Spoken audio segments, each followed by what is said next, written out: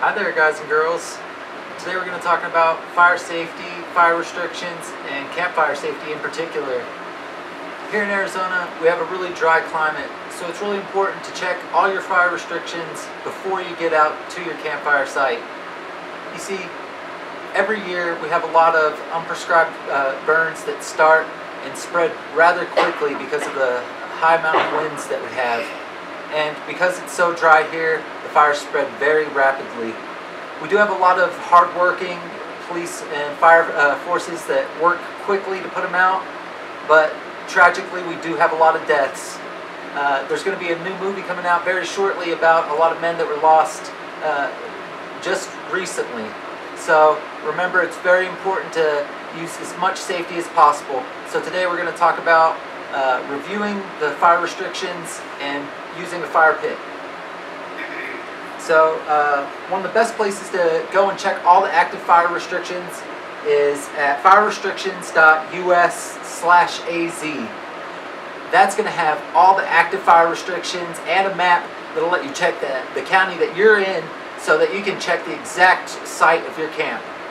That'll allow you to be able to look and see if there's any fire restrictions that'll allow you to go down the exact list of step by step what you are allowed to and not allowed to do.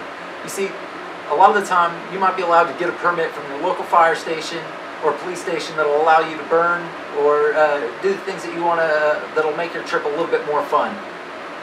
So let's go down this list together. See, with a closure, you'd need a permit to do all those prohibited acts. And a lot of the time, you'd actually have to be a firefighter or a policeman to be able to obtain those permits during a full closure. A lot of cities will go along with the state during those full closures, but sometimes different cities will have their own burn codes enforced. So you might be able to burn within the city. So if you wanted to do something in your backyard, then you might be able to do that with your kids. So with Stage 1 fire restrictions, building, maintaining, and attending and using a fire, campfire, a charcoal, or wood stove, other than in a developed campsite or picnic area is completely prohibited. So exemptions include a person that uses a device that's fueled by liquid petroleum. So if you've got like a little camp stove that has a liquid petroleum fuel, then you're allowed to use that. Smoking is not allowed unless you're in a cleared area. So if you're in a little parking lot or a little area with gravel and it's cleared for more than 3 to 5 feet, then you're square. You're okay. You can smoke there. But in a Stage 2, let's just start, you're not allowed to smoke at all out in those areas. You'd have to be inside a car or inside a building. So let's just get that out of the way right now, because a lot of people don't know that you can't smoke during a Stage 2. That's a really important thing to know. You're not allowed to use any fireworks or incendiary devices during a Stage 1, and also no welding. So if you had any welding projects that you were doing, or any welding that you like to do for fun, then sorry guys, you'll not be able to do that this week. So let's move on to Stage 2. So if a Stage 2 restriction's in place, then again, you're not going to be able to use any of those fire pits at all.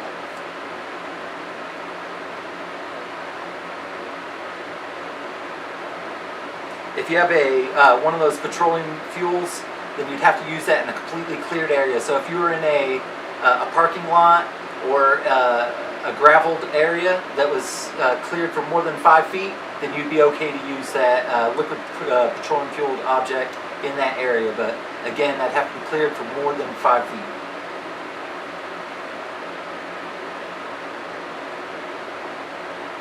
You wouldn't be able to smoke your cigarettes, again, anywhere except within your car or in your building. And again, smoking's bad for you guys. And from what I heard, those new electronic cigarettes can give you popcorn lung.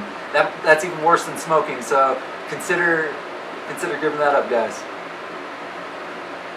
And shooting for fun, I love shooting, guys, but going out and shooting during Stage 2 fire restrictions is not allowed. So put your guns away in your fireproof safes, because no shooting during Stage 2 restrictions, guys. You also can't do any of your dirt bike riding, no chainsaws. So if you had any cutting that you wanted to do in your backyard, can't do any of that.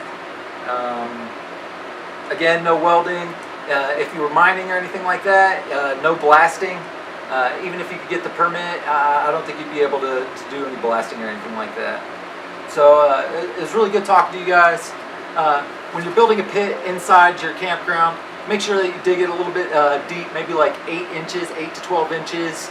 Use a nice circle of stones all around the perimeter. You want to build it about 3 to 4 feet in diameter.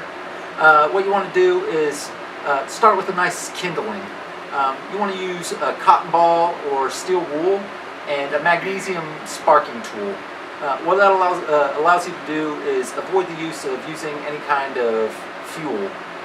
Whenever you guys are using gasoline or something like that, what you're really doing is creating a dangerous situation, and you want to avoid that whenever possible. If you just stop by one of the sporting goods store, you can pick up one of those magnesium sparking tools, and it costs just a few dollars. Start a fire real easily and safely. Make sure that you check any of the fire diameter restrictions in your state, because a lot of the time your log restrictions can be just a couple of feet, and your logs can only be a few inches in diameter.